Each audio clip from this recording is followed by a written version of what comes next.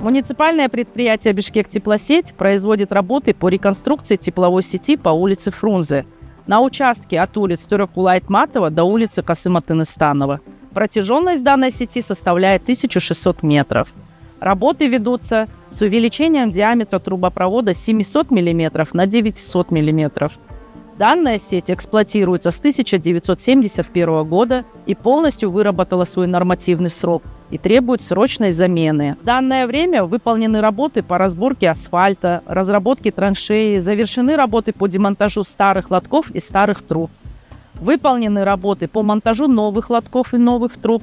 В настоящее время выполняются работы по изоляции трубопроводов, начаты работы по закрытию верхних лотков каналов тепловых сетей.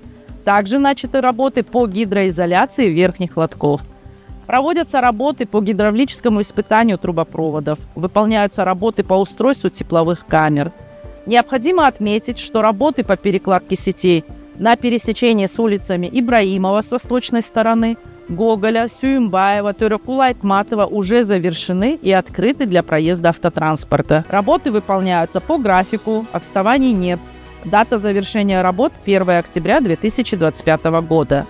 Реконструкция данной теплосети позволит улучшить гидравлический режим и повысить качество подаваемого тепла для жителей города Бишкек.